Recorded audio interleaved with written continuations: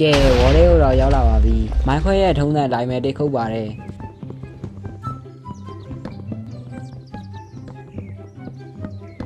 အိုးဒီမှာဗျငကားလေးပဲဘလို့ဟောမလဲမတီးလို့ကျွန်တော်လည်းဒီတိုင်းထားခဲ့လိုက်ပါတယ်ကျွန်တော်လိုအပ်တဲ့ပစ္စည်းတွေကိုခွဲလိုက်ပါတယ်ပြီးတော့ stone ရောတူခဲ့လိုက်ပါတယ်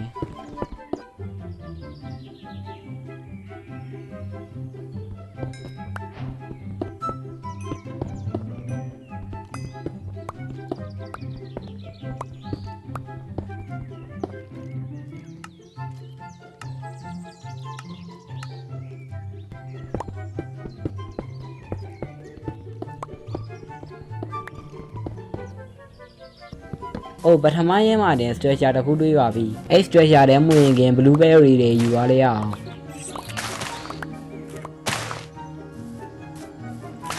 တကားမရှိတော့ဒီတိုင်းပဲဖျက်လို့ဝင်ခဲ့လိုက်ပါတယ်အဲ့ရပါမခဲ့လိုက်ပါတယ်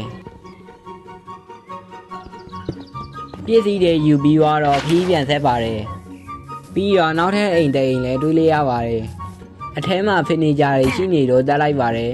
ပြီးတော့ရရမြပစ္စည်းတွေကုန်ယူလိုက်ပါတယ်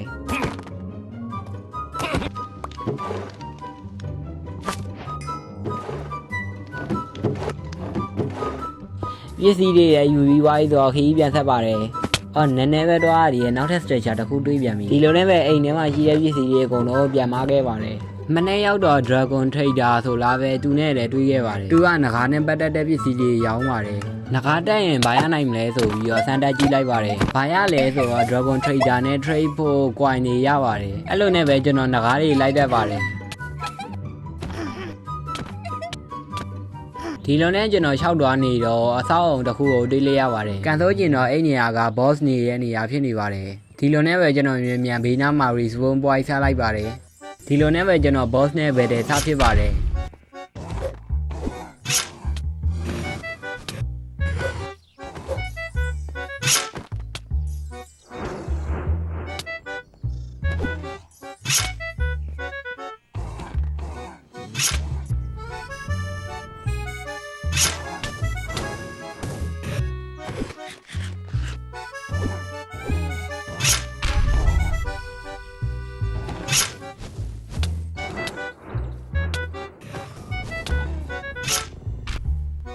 နောက်ဆုံးမှာတော့ကျွန်တော်တခါမှမတည်ပဲနဲ့ boss ကိုတက်နိုင်ပါပါတယ်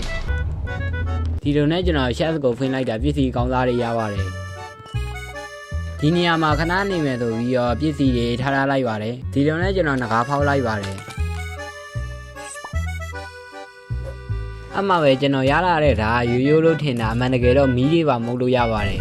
နောက်ဆုံးမှာတော့ကျွန်တော် dragon မွေးနေတီးွာလို့ dragon တစ်ကောင်မွေးလိုက်ပါတယ်အမှပဲကျွန်တော် boss နေရဲ့နေရာနောက်တစ်ခုပြန်တွေ့ပါတယ်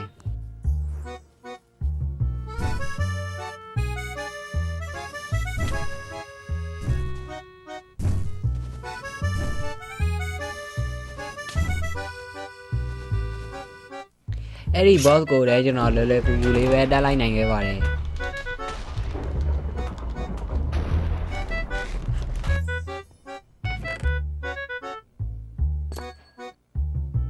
ပြီးတော့ကျွန်တော်နောက်ထပ်ငကားနှစ်ကောင်ကိုမွေလိုက်ပါတယ်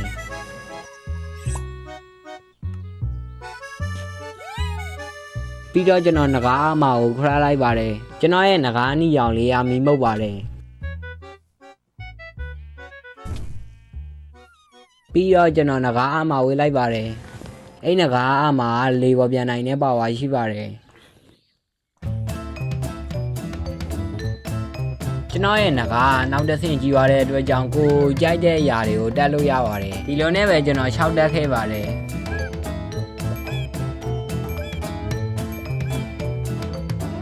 ဒီလိုနဲ့ကျွန်တော်6တက်ရင်နဲ့စီးလို့ရတဲ့လဲတွေပါရောက်ကုန်ပါတယ်ကျွန်တော်ငကားလည်းမစီးဘူးတဲ့အတွက်စီးကြီးလိုက်ပါတယ်ဒီလိုနဲ့ကျွန်တော်ငကားလဲစီးလွန်ပြီးတော့ကျွန်တော်ရဲ့ငကားလေးတွေွားခဲ့ပါတယ်အဲ့နေရာမှာပဲကျွန်တော်ရဲ့ငကားလေးအတွက် IB လို့ယူရလိုက်ပါတယ်ကျွန်တော်ဒီမှာနေဘာမှလုပ်လို့မရတဲ့အတွက်တခြားနေရာကိုရှောက်သွားခဲ့ပါတယ်စတက်ရှာတစ်ခုတွေ့တဲ့အတွက်ကြောင့်တစ်တာတွေကပစ္စည်းတွေလည်းယူခဲ့ပါတယ် ဒီလိုနဲ့လျှောက်သွားနေတော့ရွာရတွေးလို့ဘာဆိုင်ညာဖိုင်နဲ့အာယုကိုလန်ကိုလည်းတက်ခဲ့ပါတယ်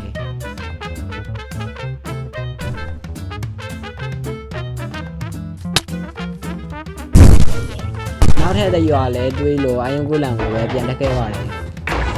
ဒီလိုနဲ့တော်ထဲမှာအိမ်တိန်တွေးလို့ chat တွေကိုပြင်ကြည့်လိုက်တာကျွန်တော်အတွက်လိုအပ်တဲ့အစာတွေရခဲ့ပါတယ်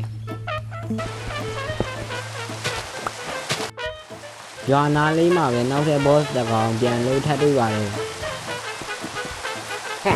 အဲ့ boss ကိုတတ်နေဆိုပြီးရွာထဲမှာကြီးပြန်သွားတတ်ပါတယ်ဒီလိုနဲ့ပဲကျွန်တော်လည်းအဲ့ boss နဲ့ပဲတည်းစားဖြစ်ခဲ့ပါတယ်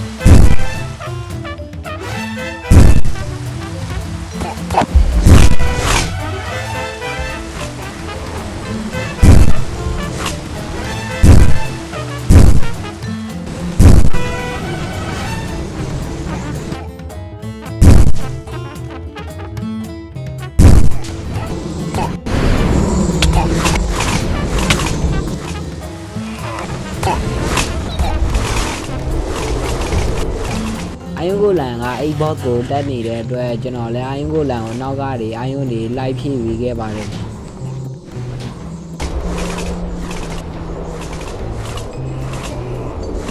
နောက်ဆုံးမှာတော့အဲ့ boss လည်းကျွန်တော်အကြောင်းသိသွားခဲ့ပါပြီ။ဘာတွေရတယ်ဆိုတော့ခဏ boss ရဲ့အုတ်ထုတ်ရဲ့အနာဖဲလိုမျိုးမျက်လုံးလေးရဲ့ရပါတယ်။